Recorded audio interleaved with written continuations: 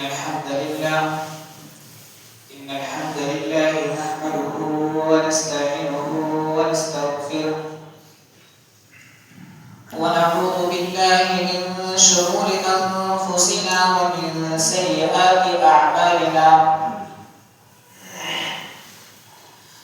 من يهده الله فلا مضل له ومن يضلل فلا هادي له وأشهد أن لا إله إلا الله وحده لا شريك له وأشهد أن محمدا عبده ورسوله أما بعد فإن خير الحديث كتاب الله وخير الهدي هدي محمد صلى الله عليه وسلم وشر الأمور محدثاتها وكل محدثة بدعة وكل بدعة ضلالة وكل ضلالة في النار فأعوذ بالله السميع العليم من الشيطان الرجيم بسم الله الرحمن الرحيم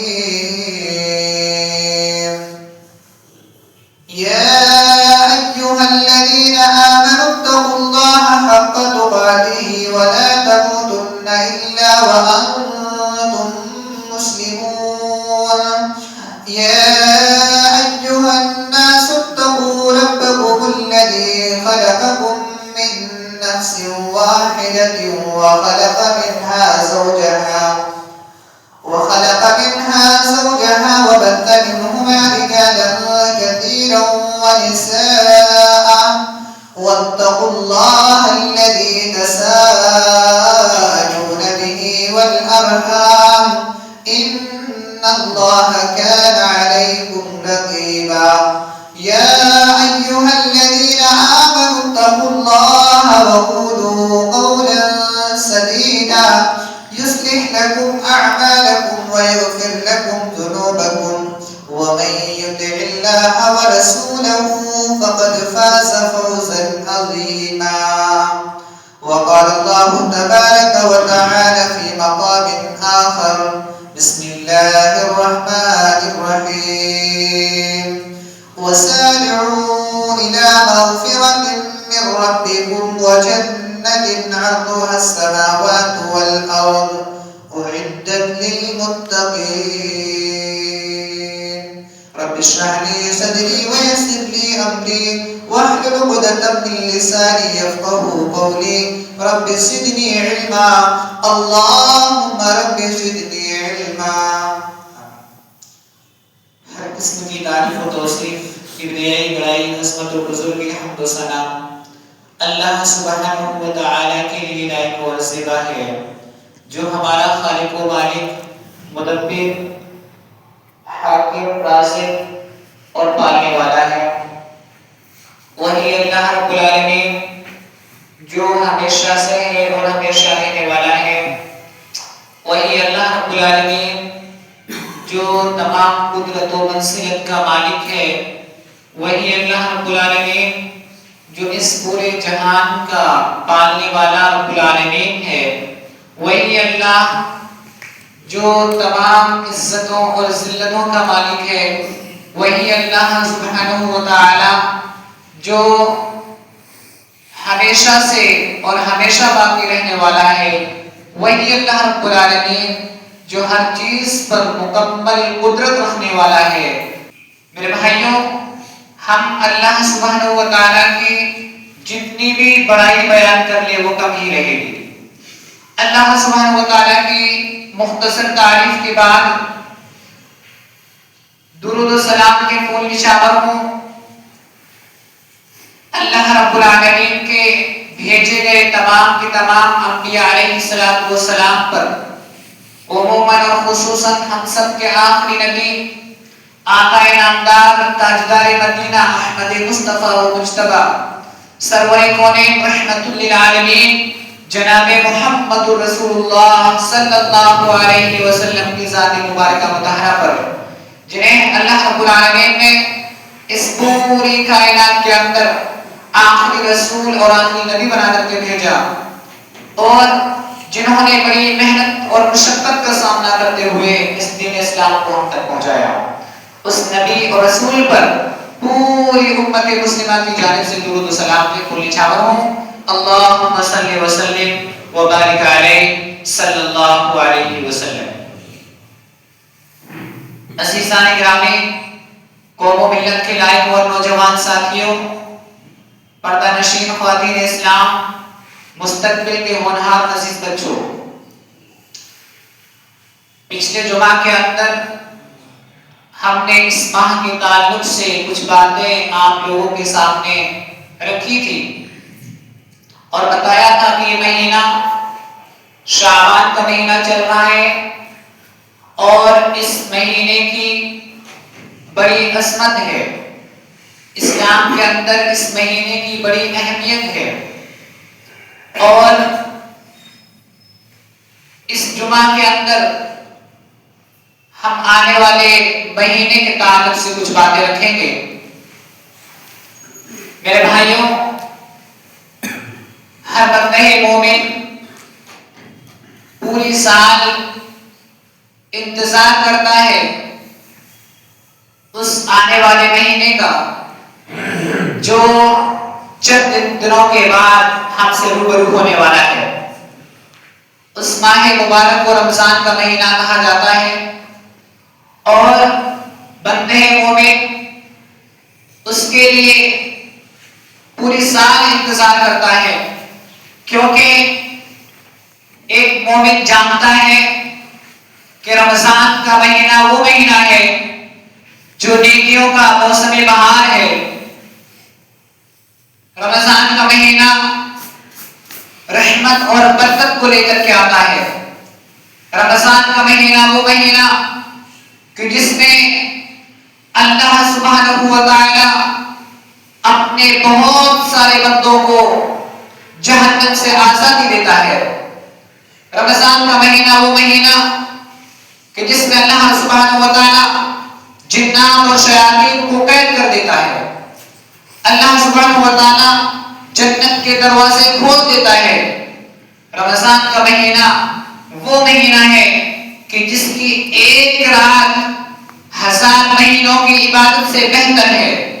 رمضان کے مہینے کی بڑی اہمیت اسلام کے اندر ہے میرے بھائیوں۔ آئیے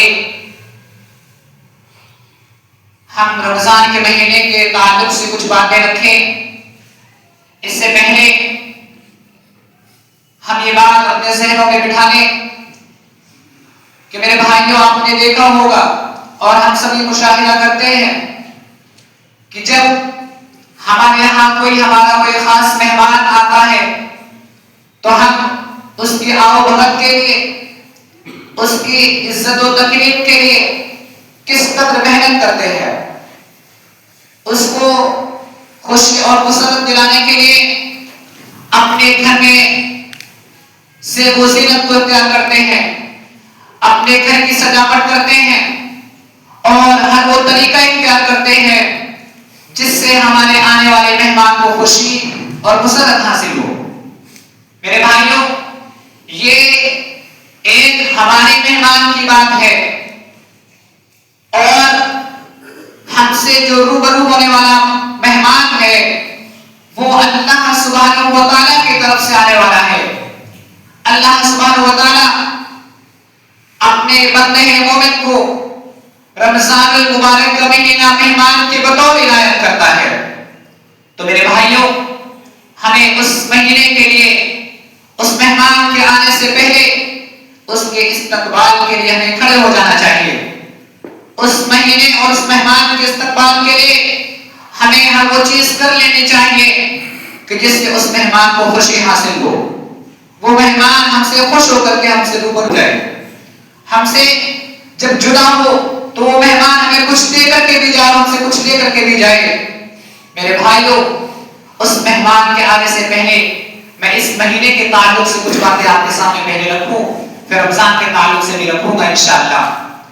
میرے بھائیوں، بات کو زیادہ نہ بڑھاتے ہوئے شعبان کے مہینے کے تعلق سے میں آپ کو بتلاؤں، جیسا کہ میں نے پچھلے جمعہ کے اندر آپ کو بتلایا تھا کہ اس مہینے کی بڑی عزت اور اہمیت ہے اسلام کے اندر، اور اس مہینے میں اللہ کے رسول صلی اللہ علیہ وسلم سب سے زیادہ رمضان کے مہینے کو چھوڑ کر کے روزے رکھا کرتے تھے، اور اس کی حکمت یہ تھی کہ اللہ سبحانہ و تعالیٰ کے بندوں کے نیک اعمال اللہ رب العالمین کے سامنے پیش کیے جاتے ہیں۔ رسول اللہ صلی اللہ علیہ وسلم فرماتے تھے کہ میری یہ خواہش ہے اور میں یہ چاہتا ہوں کہ میرا نام اعمال اللہ سبحانہ و تعالیٰ کے سامنے جب رکھا جائے تو میں روزے کی حالت میں ہوں۔ اس کی حکمت یہ تھی، اس لیے اللہ کے رسول صلی اللہ علیہ وسلم اس ماہ کے اندر زیادہ سے زیادہ روزے رکھتے۔ میرے بھائیوں، جب میں نے یہ بات آپ کے سامنے رکھی تو میرے بہت سے بھائیوں کے سامنے، ان کے ذہنوں میں اور ہماری ماں بہنوں کے ذہنوں میں ایک بات آئی ہوگی، ایک سوال آیا ہوگا کہ اللہ کے رسول صلی اللہ علیہ وسلم کی حدیث یہ حکمت 15 شعبان کے روزوں سے پہلے کی ہے، 15 نصف شعبان سے پہلے تک کی ہے، کیونکہ اللہ کے رسول صلی اللہ علیہ وسلم نے فرمایا کہ جب نصف شعبان گزر جائے تو روزے مت رکھا کرو۔ شعبان کا مہینہ جب آدھا ہو جائے، 15 شعبان گزر جائے، اس کے بعد روزے نہ رکھے جائیں۔ میرے بھائیوں، میں آپ کے سامنے ایک بات کو واضح کر دوں کہ اللہ کے رسول صلی اللہ علیہ وسلم نے ان روزوں سے منع کیا جو رمضان کے استقبال کے لیے رکھا جاتا ہے۔ اللہ کے رسول بہت روزے رکھتے۔ اگر کوئی بندہ سوموار کا جمعرات کا روزہ رکھتا ہے مسلسل، اور اگر کوئی بندہ ایام 20 کے روزے رکھتا ہے، 13، 14، 15 مہینے کی تاریخ کے روزے رکھتا ہے، اور ایسے ہی ہمارے وہ بھائی ہماری مائیں بہنوں کی جو روزے چھوٹ جاتے ہیں، انہیں بھی ابھی اجازت ہے کہ وہ اپنے چھوٹے ہوئے روزوں کو پورا کر لیں۔ حضرت عائشہ رضی اللہ تعالی عنہا بیان کرتی ہیں کہ رسول اللہ صلی اللہ علیہ وسلم مجھے رمضان کے روزے جو چھوٹ جاتے تھے انہیں شعبان کے مہینے میں روزے رکھنے کی تاکید کرتے تھے، اور مجھے توفیق ہی نہیں ہوتی تھی پورے 12 مہینوں میں شعبان کے مہینے کو چھوڑ کر کے روزے رکھنے کی۔ اس لیے ہمارے جو روزے چھوٹے ہیں رمضان کے مہینے سے آنے سے پہلے ہم ان روزوں کی قضا پوری کر لیں، ان روزوں کو رکھ لیں۔ پہلی بات تو یہ ہو گئی۔ ماہ شعبان کی فضیلت بھی میں نے آپ کے سامنے رکھ دی، اور رمضان کے چھوٹے ہوئے روزوں کو بھی میں نے آپ کے سامنے رکھ دیا۔ میرے بھائیوں، اب چلتے ہیں آگے۔ رمضان کے مہینے کی عظمت ہم اپنے دل کے اندر بٹھائیں۔ اس کی عظمت یہ ہے کہ اللہ کے نبی صلی اللہ علیہ وسلم نے اپنے حدیث کے اندر، اور اللہ رب العالمین نے قرآن مجید کے اندر اس کی بڑی فضیلت بیان فرمائی۔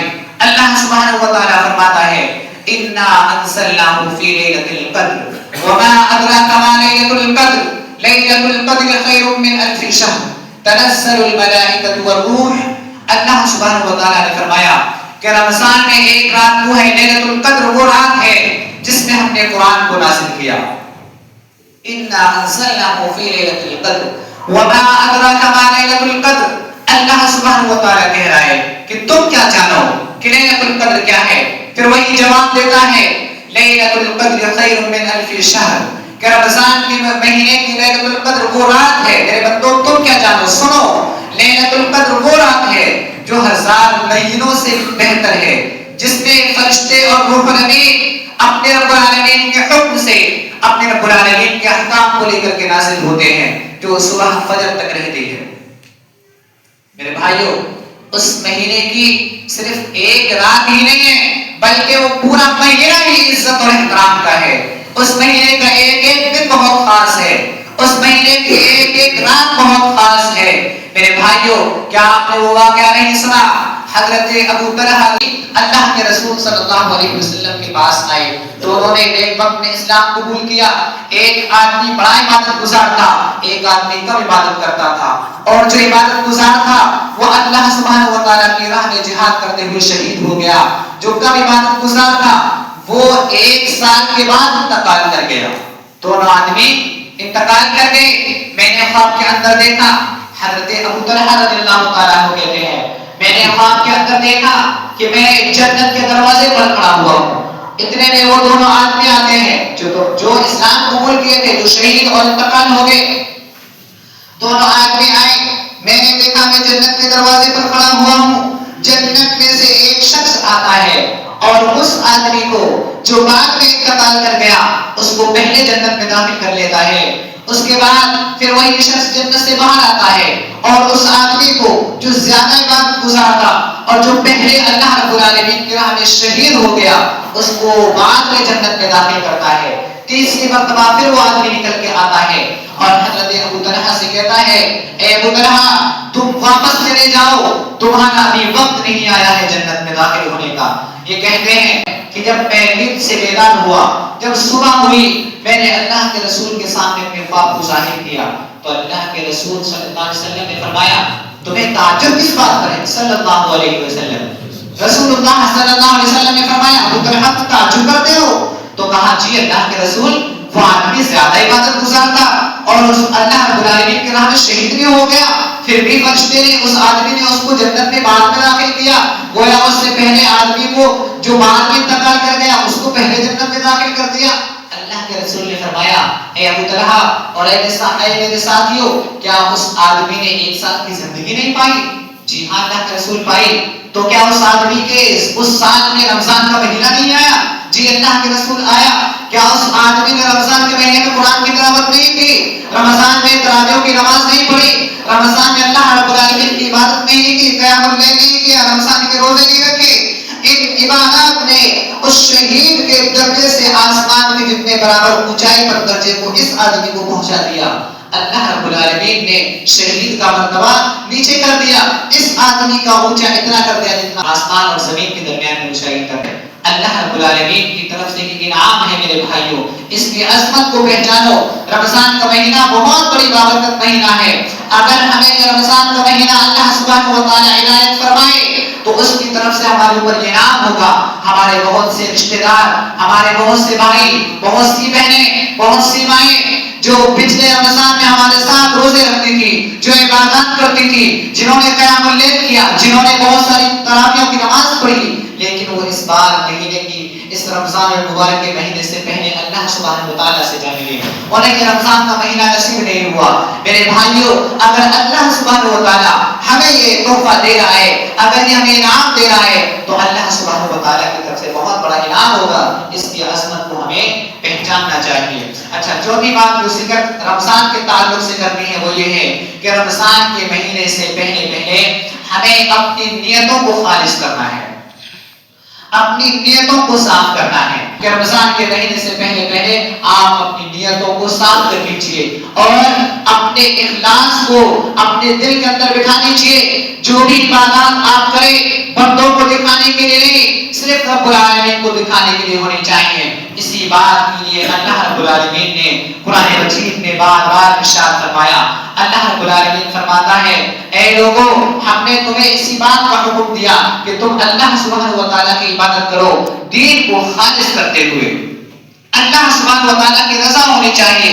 اگر میں رمضان کے اندر تراویح پڑھوں, قرآن پڑھوں, رمضان کے روزے رکھوں, رمضان میں قیام اللیل کروں, اس کی صرف یہ ہماری خواہش اور مرضی ہونی چاہیے کہ میرا رب العالمین راضی ہو جائے. جو بندے یہ نیت رکھتے ہیں کہ مجھ سے میرا یہ بھائی راضی ہو جائے, مجھ سے یہ بہن راضی ہو جائے, یہ لوگ مجھ سے راضی ہو جائیں, اللہ سبحانہ و تعالیٰ نے فرمایا ایسے لوگوں کے اعمال